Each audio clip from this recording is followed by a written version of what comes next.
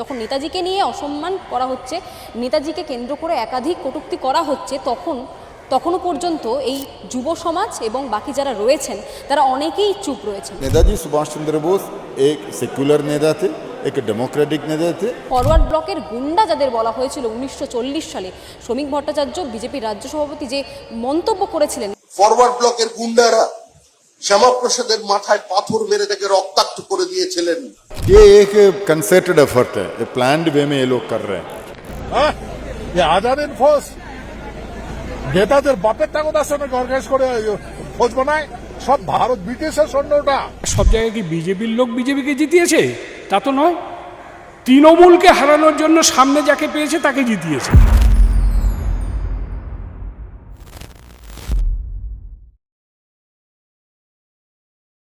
পশ্চিমবঙ্গের রাজনীতিতে শ্যামাপ্রসাদের রাজনৈতিক যাত্রা খুব একটা মসৃণ ছিল না। এই মোহাম্মদ আলী পার্কের শ্যামাপ্রসাদ মুখার্জি বক্তৃতা করছেন, ফরওয়ার্ড ব্লকের গুন্ডারা শ্যামাপ্রসাদের মাথায় পাথর মেরে তাকে রক্তাক্ত করে দিয়েছিলেন। শ্যামাপ্রসাদ মুখার্জির যে জনপ্রিয়তা ছিল, তিনি মঞ্চ থেকে একটু উত্তেজক বিবৃতি দিলে সেদিন ফরওয়ার্ড ব্লকের কেউ জীবিত থাকতো না, কিন্তু শ্যামাপ্রসাদ তাদের শান্ত করে রক্তাক্ত অবস্থায় মাথায় হাত দিয়ে চেপে বলেছিলেন যে জবাব আপনারা ব্যালটে দেবেন। হয়তো সেদিন নির্বাচনের ফলাফল ভালো হয়নি। কলকাতা কর্পোরেশনের ভেতরে শ্যামাপ্রসাদ মুখার্জিকে নিগৃহীত কে করেছিলেন তার নাম বললে নতুন রাজনৈতিক বিতর্ক তৈরি হবে, কিন্তু শ্যামাপ্রসাদ কোনোদিন প্রতিহিংসার রাজনীতি করেননি। শ্যামাপ্রসাদ নিজের ডায়েরিতে এ ধরনের ঘটনার বিবরণ লিখে যাননি। এই তথ্যকে তিনি চেপে দিয়েছেন যাতে পশ্চিমবঙ্গের রাজনৈতিক সংস্কৃতির কিছুটা পরিবর্তন হয়। আজাদ ফোর্স নেতাদের বাপের টাকা সঙ্গে অর্গানাইজ করে ফৌজ বানায়, সব ভারত ব্রিটিশের সৈন্যটা, ব্রিটিশের সৈন্য। বলছো শোনো, ব্রিটিশের সৈন্যকে জার্মান নিয়ে গেছে বন্দি বানায়, আর সেই জার্মানে নেতাজিকে দিছে, আর নেতাজি সেটাকে অপব্যবহার করেছে। 23শে জানুয়ারি হোক কিংবা 15ই আগস্ট কিংবা 26শে জানুয়ারি, এই তিনটি বিশেষ দিনে সমাজ মাধ্যম খুললে আমরা দেখতে পারি যে মহাত্মা গান্ধী সহ নেতাজি সুভাষচন্দ্র বসুর প্রতি বিভিন্ন রাজ্য থেকে যারা জনগণ রয়েছে তাদের ভালোবাসা উথলে পড়ছে। কিন্তু আদতে যখন নেতাজিকে নিয়ে অসম্মান করা হচ্ছে, নেতাজিকে কেন্দ্র করে একাধিক কটূক্তি করা হচ্ছে, তখনও পর্যন্ত এই যুব সমাজ এবং বাকি যারা রয়েছেন তারা অনেকেই চুপ রয়েছেন। কিন্তু ফরওয়ার্ড ব্লকের গুন্ডা যাদের বলা হয়েছিল 1940 সালে, শ্রমিক ভট্টাচার্য বিজেপির রাজ্য সভাপতি যে মন্তব্য করেছিলেন, সেই মন্তব্যর ইতিমধ্যে আইনিভাবে লিগ্যালি অ্যাকশন নিতে চলেছে অল ইন্ডিয়া ফরওয়ার্ড ব্লক। আজকের কলকাতার প্রেস ক্লাবে সেই চিত্র আমরা দেখলাম। সেখানে সারা ভারতবর্ষের যে ফরওয়ার্ড ব্লকের সভাপতি রয়েছেন তিনি যেমন এসেছেন, তেমনই কিন্তু পুরুলিয়া সহ রাজ্যের যে সভাপতি রয়েছেন তারা এসেছেন। তারা ঠিক কী বলছেন এই অনন্ত মহারাজ এবং বিজেপির রাজ্য সভাপতি শ্রমিক ভট্টাচার্যের এই মন্তব্যকে নিয়ে, আসুন দেখে নিন। রাজ্যে বিজেপি সরকার ক্ষমতায় আসার পর কোথাও গিয়ে শ্যামাপ্রসাদ মুখোপাধ্যায়কে বড় করতে গিয়ে, মহান করতে গিয়ে বারবার নেতাজি সুভাষচন্দ্র বসু, যিনি বাংলা সহ সারা দেশের গর্ব, তার বিরুদ্ধে একাধিক কুরুচিকর মন্তব্য বা যে কোনো বিতর্কিত মন্তব্য করে বসছেন। এবং তার জন্য ফরওয়ার্ড ব্লকের যারা রয়েছেন তারা আজকের দেশের বিভিন্ন জায়গা থেকে কলকাতায় এসেছেন এবং কলকাতা প্রেস ক্লাবে তাদের আজকের একটি সাংবাদিক সম্মেलन ছিল। मेरा जो पहला सवाल है, नेताजी को लेके स्टेट का बीजेपी के जो सेक्रेटरी है श्रमिक भट्टाचार्य, उन्होंने जो टिप्पणी की है, फॉरवर्ड ब्लॉक को गुंडा बोला, इसको लेके आपको क्या? देखिए, श्यामा प्रसाद मुखर्जी को ग्लोरीफाई करने के लिए हमारा कोई आपत्ति नहीं है, बीजेपी का अधिकार है। लेकिन किसी भी एक नेशनल नेता को अगर बड़ा करने के लिए वो ओरिजिनल जो हीरो है, नेशनल हीरो, उसको छोटा करना इतिहास को विकृत करने के समान है। और जो बीजेपी के स्टेट प्रेसिडेंट श्रमिक भट्टाचार्य जी, वो शुधुमात्र बीजेपी के स्टेट प्रेसिडेंट नहीं है, राज्यसभा का एमपी भी है, तो उसको इतिहास ठीक ठाक पढ़ना चाहिए। तो नेताजी सुभाष चंद्र बोस की पार्टी फॉरवर्ड ब्लॉक को गुंडादेर पार्टी बोलना मतलब नेताजी सुभाष चंद्र बोस की अपमान है। और नेताजी सुभाष चंद्र बोस एक सेकुलर नेता थे, एक डेमोक्रेटिक नेता थे, और रेवोल्यूशनरी एक फ्रीडम फाइटर भी थे। उनके बारे में पूरा हिंदुस्तान जानते हैं। उनके बारे में अगर इसी प्रकार की स्टेटमेंट करने से पहले बीजेपी नेता लोगों को सोचना चाहिए 2 बार हम किसके बारे में बोलना जा रहे हैं। और इसी में एक बात है दिल्ली में आपका प्रधानमंत्री नेताजी के गला में माला देंगे, उसको सम्मान करेंगे, और यहाँ पर नेताजी को निंदा करेंगे। ये डबल स्टैंडर्ड है, डाइकोटमी है। हम इसलिए बीजेपी की जो बंगाल के नेता लोगों को हम ये मांग कर रहे हैं, आपको इसको विड्रॉ करना चाहिए, माफ़ी मांगना चाहिए, और हम इसके बारे में आपका बीजेपी के नेशनल प्रेसिडेंट नितिन नवीन को फॉरवर्ड ब्लॉक की सेंट्रल कमेटी की तरफ से चिट्ठी देकर के उसको अवगत कराया। आपकी बंगाल के नेता लोग अभी सत्ता मिलने के बाद ये जो दिशाहारा हो गया है, जो भी कुछ बोलते जा रहे हैं, उसको सतर्क कर लीजिए, वो स्टेटमेंट विड्रॉ करा लीजिए। लीगली क्या क्या एक्शन अभी तक लिया गया है? अनंत महाराज उन्होंने भी बोला नेताजी को लेके, और शमीक भट्टाचार्य उन्होंने भी बोला, तो क्या लीगली आप लोग स्टेप ले रहे हैं? ये एक कंसर्टेड एफर्ट है, ये प्लान्ड वे में ये लोग कर रहे हैं। एक तरफ नेताजी के पार्टी को अपमान कर रहे हैं, दूसरे तरफ और एक राज्यसभा सांसद ये जो सेल्फ डिक्लेयर महाराज, उन्होंने बोल दिया है आज़ाद हिंद फौज, ब्रिटिश सेल्फ डिक्लेयर्ड एकदम सेल्फ डिक्लेयर महाराज है वो, उन्होंने जाकर के INA आज़ाद हिंद फौज है, वो ब्रिटिश आर्मी थे, और ये लोग ब्रिटिश को सपोर्ट किया लोग हैं, ये बता रहे आर्मी ब्रिटिश लोगों के आज़ाद ये फौजी हैं। तो इसका मतलब आज़ाद हिंद फौज का सभी सेना जो सिपाही लोग हैं, सेना नायक है, उसको भी अपमान कर रहे हैं। ये पहले फॉरवर्ड ब्लॉक का अपमान किया, नेताजी को अपमान किया, नेताजी के साथ जो काम कर रहे थे उन नेता लोगों का अपमान किया, अभी आज़ाद हिंद फौज का सेनानी लोगों को भी उन्होंने अपमान किया है।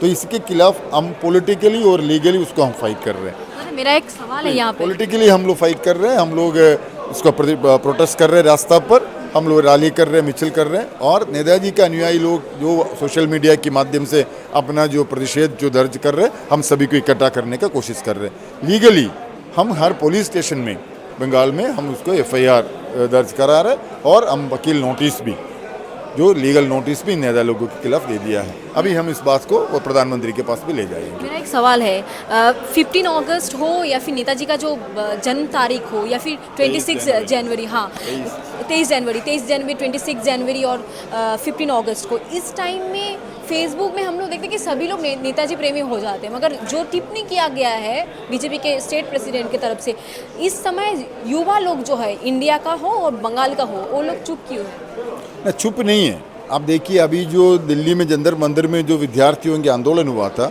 वहाँ पर ज़्यादातर लोग इस्तेमाल किया है नेताजी सुभाष चंद्र बोस की फ़ोटो। हमारा भी स्टूडेंट्स लोग, यूथ लोग सभी वही फ़ोटो ही इस्तेमाल किया है। और आज़ादी की जो लड़ाई में सुभाष चंद्र बोस की जो रोल है, उन सभी लोग जानते हैं। और हमारे देश का लोग महात्मा गांधी को बापूजी कहते हैं, हमारे देश की जनता जवाहरलाल नेहरू को चाचा जी कहते हैं। बापूजी चाचा जी हर घर में होता है। हिंदुस्तान की जनता सिर्फ एक आदमी को नेताजी कहा है, वो नेताजी सुभाष चंद्र बोस है, वही सभी लोगों का मन में है। ये सभी लोग इसी को लेकर के इतना प्रेरणादायक है। उसके अगर छोटा करने के लिए कोई कोशिश करेगा तो फॉरवर्ड ब्लॉक नहीं, जो देश प्रेमी लोग हैं वो चुप नहीं बैठेंगे, वही हम विरोध कर रहे हैं। এই মুহূর্তে যেখানে দাঁড়িয়ে রয়েছি কলকাতা প্রেস ক্লাব, তার পেছনে আপনি যেখানে দাঁড়িয়েছেন, পেছনে নেতাজি সুভাষচন্দ্র বসুর একটা ছবি রয়েছে, মানে স্ট্যাচু রয়েছে, মূর্তি রয়েছে। এই মাটিতেই নেতাজির জন্ম, এই মাটিতেই তিনি বহু তার দেশকে স্বাধীন করতে কর্মকাণ্ড করে গেছেন। কিন্তু এই মাটির লোকজন তারা সরকার পরিবর্তনের পর এই ধরনের বিতর্কিত মন্তব্য কি করে বসতে পারে? আমাদের কলকাতা সুভাষচন্দ্রের কর্মভূমি।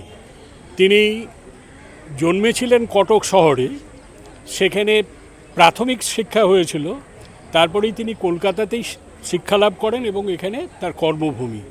ICS ত্যাগ করে তিনি যখন কলকাতায় আসেন, দেশবন্ধুর শিষ্যত্ব গ্রহণ করে তিনি কলকাতা এবং গোটা অবিভক্ত বাংলায় ঝড় তুলেছিলেন। তার ওই বিশাল একটা দীপ্তকায় চেহারা, তার সেই বক্তব্য মানুষ লাখো লাখো মানুষকে মোহিত করে তুলত। তিনি ছিলেন স্বাধীনতা আন্দোলনের পরশ পাথরের মতন। যুবকদের, ছাত্রদের, শ্রমিকদের, কৃষকদের যেখানেই তিনি যাচ্ছেন লাখো লাখো মানুষ উদ্বেলিত হয়ে উঠছে।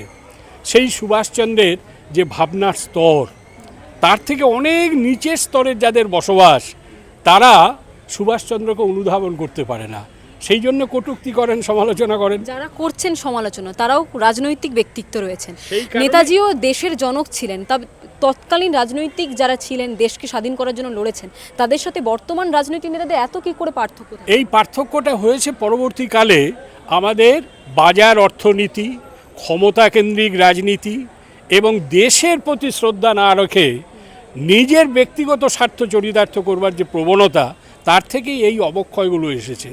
সুভাষচন্দ্রের সঙ্গে গান্ধীজির চরম বিরোধ ছিল। দ্বিতীয়বার তিনি যখন সভাপতি নির্বাচিত হলেন 1939 সালে, সেই সময় গান্ধীজি বলেছিলেন আমার প্রার্থী সীতারামাইয়ার পরাজয় মানে আমার পরাজয়। তা সত্ত্বেও সুভাষচন্দ্র গান্ধীজিকে জাতির জনক বলে অভিহিত করেছেন, এবং গান্ধীজিও যখন বুঝেছিলেন যে সুভাষচন্দ্রের মতন এত বড় দেশপ্রেমিক নেই, তখন তিনি তাকে দেশপ্রেমিকোত্তম পেট্রিয়ট অফ পেট্রিয়টস বলে বর্ণনা করেছেন। তো এই যে দুই রাজনীতিকের মধ্যে তখনকার দিনে যে একটা শ্রদ্ধার সম্পর্ক ছিল, আজকের দিনে সেই শ্রদ্ধার সম্পর্ক বিলীন হয়ে যাচ্ছে। তার কারণই হচ্ছে রাজনৈতিক অবক্ষয়, মূল্যবোধের অবক্ষয়।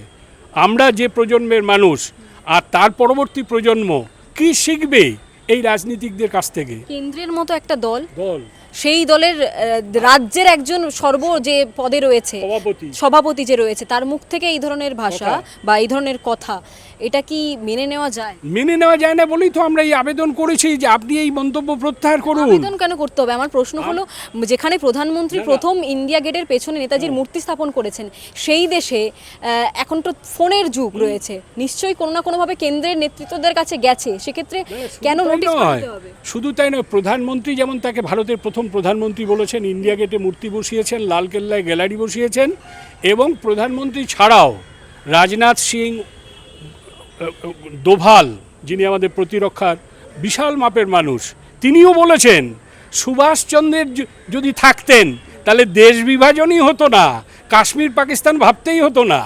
এরকম মহান মানুষ, তা সেই দলের নেতা এই রাজ্যের, তিনি কিসের ভিত্তিতে এই কথা বলছেন? বিস্ময়ের ব্যাপার। আমরা সেটাই বলেছি যে একজনকে উপরে তুলতে হবে, শ্যামাপ্রসাদ মুখোপাধ্যায়কে। আপনার দলের নেতা তুলুন, উপরে তুলুন, কোনো অসুবিধা নেই, কিন্তু আর অন্যজনের ঘাড়ে হাত দিয়ে তাকে বসিয়ে একে তুলতে যাবেন না, সেটা হিতে বিপরীত হয়ে যাবে। নোটিশ তো পাঠিয়েছেন, হ্যাঁ, নোটিশ পাঠিয়েছি। লিগ্যাল এছাড়া আর কি কি চাইছেন? মানে যদি জনসমক্ষে এই কথা বলা হয়েছে, সেক্ষেত্রে কি আবেদন করবেন যে ক্ষমা স্বীকার করা? হ্যাঁ, জনসমক্ষে ক্ষমা প্রার্থনা করতে হবে, সেটাই তো আমাদের দাবি। সেটাই সাংবাদিক সম্মেলন আমাদের প্রেস নোট করেও বলেছি, এবং গোটা রাজ্য জুড়ে মানুষের কাছে আমরা এই বক্তব্যই তুলে ধরছি, পথসভা, জনসভা, মিছিল, সবার মধ্য দিয়ে, যে এটা যদি তারা না করে ঝড় উঠবে আন্দোলনের। শুধু ফরওয়ার্ড ব্লক নয়, নেতাজি অনুগামী কোটি কোটি মানুষ আছে, এদের ধারণা নেই, ওদের দলের মধ্যেও আছে। ওদের দলের বহু নেতা আমাদের বলেছে যে এই জিনিস কিন্তু মানা যায় না। বিজেপির ভেতরে, বিজেপির ভেতরে, বিজেপি প্রকাশ্যে বলেছে, প্রকাশ্যে আমাদের কাছে বলছে, বিজেপির ভেতরের মানুষ বলছে যে এই মন্তব্য মানা যায় না। বাধ্য হয়ে কুচবিহারের যিনি মন্ত্রী হয়েছেন রাজ্যের, তিনি বলছেন কুচবিহারের রাজ্যসভার এমপি যা বলেছে ওটা তার ব্যক্তিগত ব্যাপার, পার্টি এর সঙ্গে সহমত নয়। আমরা বলেছি ঠিক আছে, ব্যক্তিগত ব্যাপার, তাহলে তোমার মনোনীত সাংসদ, তুমি তাকে স্যাক করো, তাকে বহিষ্কার করো, একটা পদক্ষেপ নাও। বহিষ্কার চাইছেন? বহিষ্কার চাইছি। বিজেপি যদি অস্বীকার করে দেয় তাহলে তার পদত্যাগ করতে হবে, বিজেপির দলকে সেই দায়িত্ব নিতে হবে। তো উনি মুরলীধর যে পার্টি অফিস রয়েছে, বিজেপির যে কার্যালয় রয়েছে, সেখান থেকে ফরওয়ার্ড ব্লকের আপনাদের যে অফিস বেশি দূরত্বে, কাছাকাছি রয়েছে, হ্যাঁ, ঢিলছোড়া দূরত্বে রয়েছে। এবার সেখানে দাঁড়িয়ে তো নেতাজির জন্মবার্ষিকীতে 23শে জানুয়ারি আসছে বছর, হয়তো মাল্যদানও করা হবে, সেক্ষেত্রে মেনে নেবেন যে অপমান করছে তার হাত থেকে মালা? না না, কখনোই প্রশ্নই নাই। আমরা তো এই কথাটা বলছি যে তাকে এই মন্তব্যের জন্য মন্তব্য প্রত্যাহার করতে হবে, এবং জনসমক্ষে বলেছেন, জনসমক্ষেই ক্ষমা প্রার্থনা করতে হবে। ক্ষমা করে দেবেন কি? না না, ক্ষমা প্রার্থনা করলে মানুষ হচ্ছে, ক্ষমার থেকে বড় ধর্ম নেই। আমরা সুভাষচন্দ্রের অনুগামী, তো সুভাষচন্দ্র তার চরমতম শত্রুকেও ক্ষমা করেছেন, আমরা সেই ক্ষমা করতে রাজি, কিন্তু তাকে জনসমক্ষে বলতে হবে এটা আমার ভুল হয়েছে, আমি ক্ষমা প্রার্থী। স্যার, আমার একটা প্রশ্ন রয়েছে, কত বয়স থেকে আপনি ফরওয়ার্ড ব্লকের সাথে? আমি একেবারে বাল্যকাল থেকে, মানে একেবারে স্কুল লেভেল থেকে। আচ্ছা, তৎকালীন তো উনি বললেন যে ফরওয়ার্ড ব্লকের গুন্ডারা, মানে গুন্ডা আখ্যা দিয়েছিলেন, কিছু গুন্ডার নীতি আদর্শ রয়েছে? উনি 40 সালে ঘটনার ভিত্তিতে বললেন তো, 40 সালে ফরওয়ার্ড ব্লক কারা করতো? অনিল রায়, বিপ্লবী অনিল রায়, তার নখের যোগ্য একটা লোক নাই বিজেপিতে। বিপ্লবী লীলা রায়, তার নখের যোগ্য একটা লোক নাই বিজেপিতে। যারা জেল খেটেছে নিজের সুপ্রিম স্যাক্রিফাইস করার জন্য, বাড়ি থেকে বেরিয়েছে, বিয়ে থা সংসার কিছু করেনি, সেই লোকগুলো তখন ছিল সুভাষচন্দ্রের অনুগামী, ফরওয়ার্ড ব্লকের অনুগামী। তারা গুন্ডা?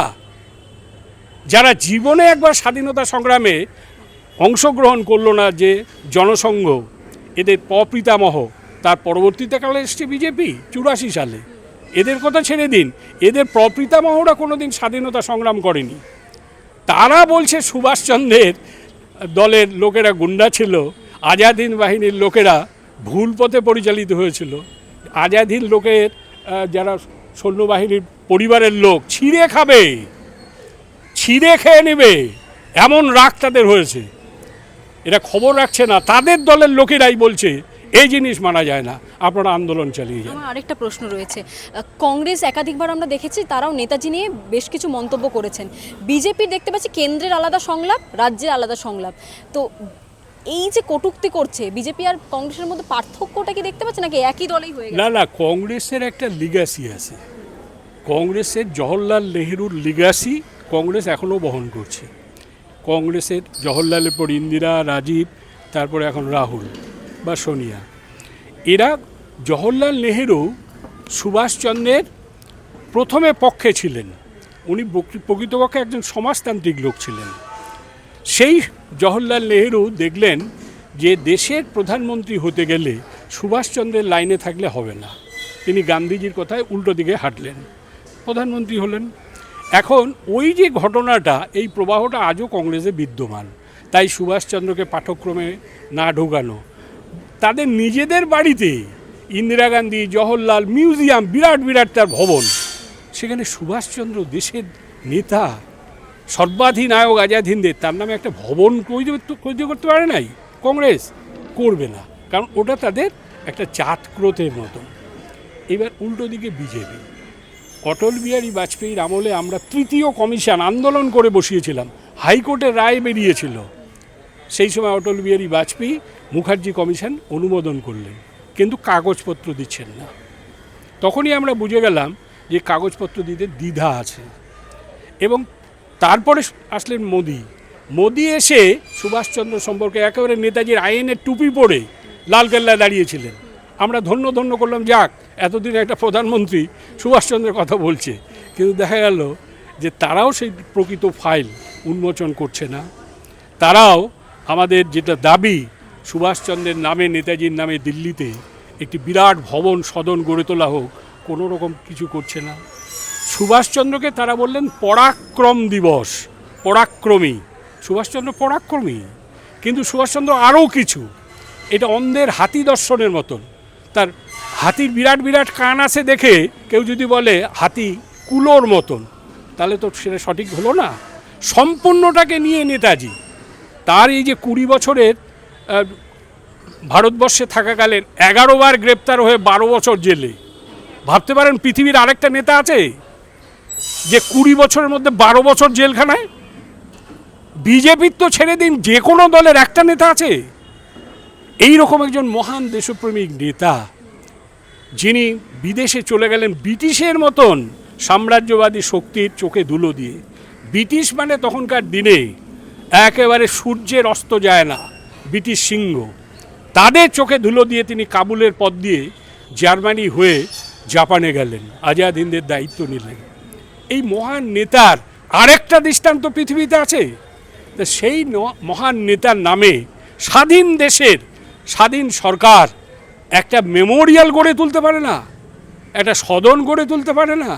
আমি চীনে গিয়েছিলাম, চীনের বিপ্লবী মাও সেতুং, চীনের বিপ্লবী চিয়াং কাই শেক, তাদের ন্যাশনাল মিউজিয়াম আছে। যে যায় ওখানে দেখতে যায়, তাজ্জব হয়ে যাবেন। সারা পৃথিবী একটা জায়গায় বসিয়ে এমন টেকনোলজি সারা পৃথিবী ঘুরিয়ে দিচ্ছে, গোটা চীন দেখিয়ে দিচ্ছে, দেখিয়ে দিয়ে চীনের উন্নয়ন দেখাচ্ছে। এবং প্রতি পদে পদে কীভাবে বিপ্লবীরা চীনের দেশকে স্বাধীন করলেন ইংরেজদের হটিয়ে, সেগুলো দেখাচ্ছে। আর আমাদের দেশ সেগুলো কিচ্ছু করবে না, অথচ হাজার হাজার কোটি টাকা নয়ছয় হয়ে যাচ্ছে। দেশের কত সম্পদ ড্রেনেজ হয়ে যাচ্ছে। দুটা লোক 1000 একর জমি 1 টাকায় আজকালকার দিনে কেউ দিতে পারে, ভাবতে পারে? 10 লক্ষ কোটি টাকার সম্পদ 18,000 কোটি টাকায় বিক্রি করে দিচ্ছে। কোথায় 10 লক্ষ কোটি? মাত্র 18,000 কোটি টাকায় দেশের সম্পদ।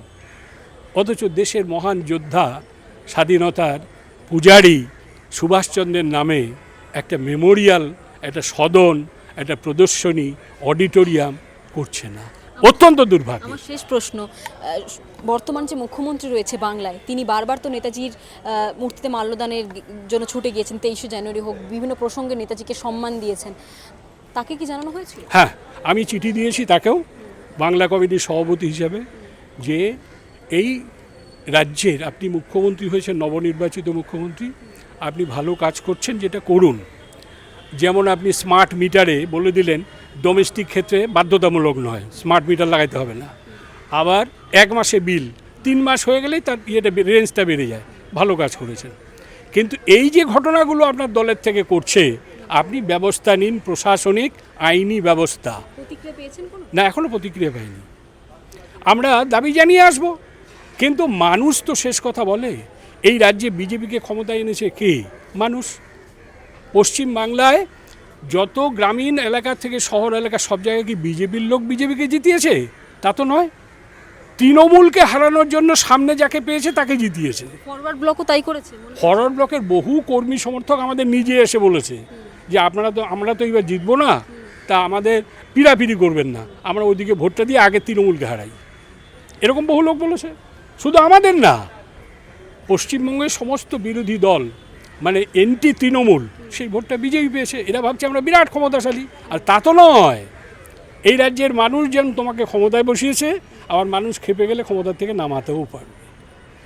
এই মুহূর্তে আমরা দেখলাম যে নেতাজি সুভাষচন্দ্র বসুকে নিয়ে যে একাধিক কটূক্তি করা হয়েছিল রাজ্য বিজেপির তরফ থেকে, তার বিরুদ্ধেই আজকের এই সাংবাদিক সম্মেলন। এবং এখানে অল ইন্ডিয়া সেক্রেটারি ফরওয়ার্ড ব্লকে যিনি সেক্রেটারি রয়েছেন, তিনি যেমন এসেছেন, তেমনি রাজ্য সভাপতি ফরওয়ার্ড ব্লকের যিনি রয়েছেন তিনিও পর্যন্ত এসেছেন। এবং তিনি মনে করছেন কংগ্রেস যে নীতির ওপর চলছিল, তারা হয়তো ভেবেছিলেন যে বিজেপি সরকার ক্ষমতায় আসার পর হয়তো পরিবর্তন কিছু হবে, তবে প্রথমের দিকে প্রধানমন্ত্রী নেতাজির প্রতি একাধিক সম্মান পাইয়ে দেওয়ার লড়াই করলেও পরে সেই লড়াই কোথাও গিয়ে সীমিত হয়েছে। এবং শ্রমিক ভট্টাচার্য থেকে অনন্ত মহারাজ, যারা এই ধরনের কুরুচিকর মন্তব্য করছেন, আইনি ভাষায় তাদেরকে জবাব দিতে হবে, এমনটাই জানিয়েছেন আজকের সাংবাদিক সম্মেলনে যারা উপস্থিত ছিলেন। ক্যামেরা সিদ্ধার্থের সাথে রিয়া, বেঙ্গল লিবার্টি, কলকাতা।